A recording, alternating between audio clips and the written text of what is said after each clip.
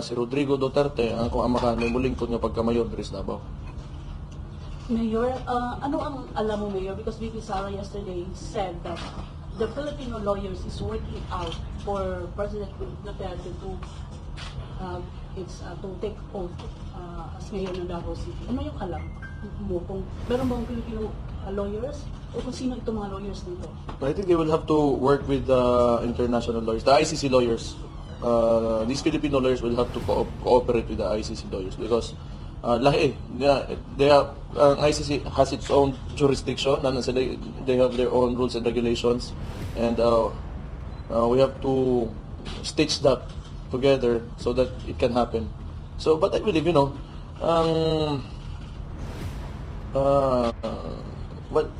one government, usa ka gobyerno, if it alam niyo yung story na kung gusto may paraan, kung ayaw may dahilan.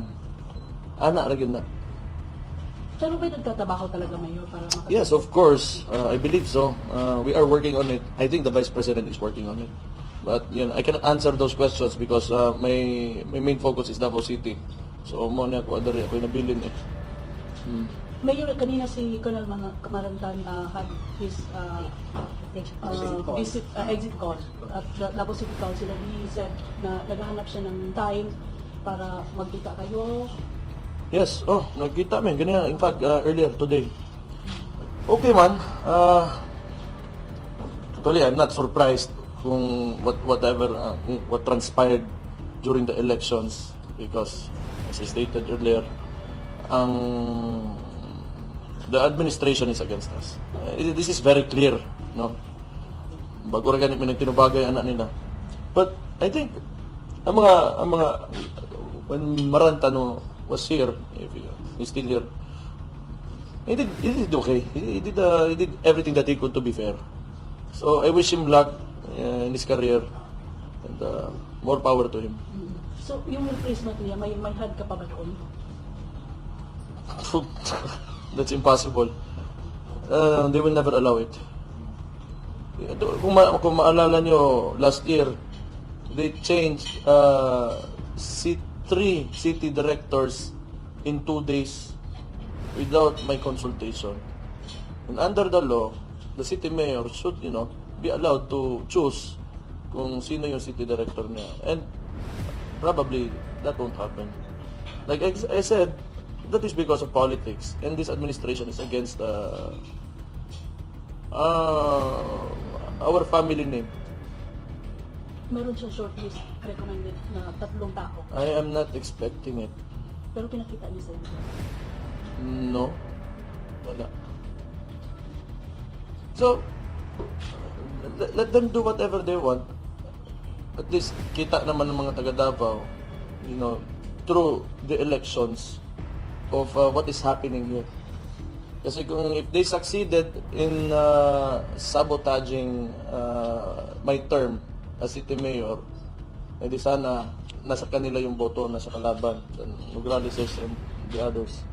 But the Davaoenos clearly manifested what they want in the elections, and that is to continue this administration under Rodrigo Roa Duterte as mayor and me as the vice mayor of the city. Mayor, you are taking over as the president, acting president of PDP. What will happen? And Well, I will assume the position, of course, because there will be nobody left. So I will take this opportunity.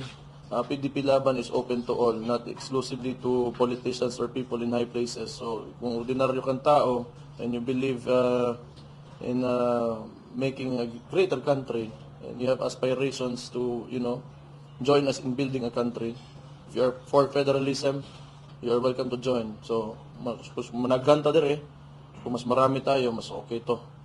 are you saying? But I haven't talked to Robin Padilla yet. I do not know the details because this happened without me knowing. But it's okay. It's okay. Yeah. Wala nang problema with Senator Robin Padilla? I don't think so. We're very good friends. In fact, kung saan man siya, kung ano man desisyon niya sa kanyang politika, nandyan ako. Because 2016, magkasama kami sa Hong Kong, and he supported the presidency of my father. So, I will always be loyal to Robin Padilla, and I will go wherever he goes, and I will always support him.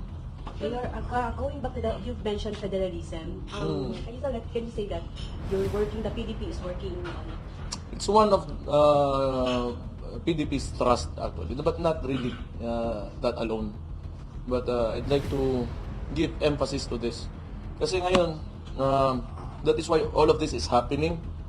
Kaya the national government has too much power because of too much centralization. That's why they have control of the police, di ba? Kahit ako dapat pumili ng city director, sila nag-ano kasi hawak nila yung police. Yung presidente lang makakautos talaga ng chief PNP. Siya naglalagay. So, if we devolve the powers and functions of government down to the local government units, then I think we can govern ourselves better. Kaya nga, may problema tayo ngayon sa,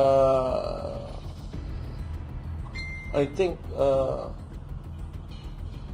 in how we view governance dahil dyan. Because malayo yung national government, it's in Malacanang. It's a 2-hour plane ride from Davao City. And I'm sure they do not know kung ano yung gusto talaga ng mga tao dito, ano talaga yung, what is the culture, and how we identify ourselves as Davaoenos. Hindi nila alam yan. So that's why they introduced candidates and they backed them heavily this recent elections, and yet they got wiped out sila. So that's why. So I think it would be good for the country, so that provinces and like us, like Davao City, can govern ourselves better. Mayor, sa recent results sa election, nag-aay na lilipat sa PDP. So parang napakaya as president criteria kung sa possible na pwede nyo dawaton na mabalhin sa PDP for preparation para sa 2028 elections. Mobalhin sa PDP, you mean? From other party, Mayor, na Like I said, PDP, I think, bisag janitor ka, pwede ka mo-appeal ng PDP. So pag basurero ka, o pag bilyonaryo ka, ang core principle ng PDP is to gather everyone who wants, to transform the country. And not really in a revolutionary way, but slightly revolutionary way.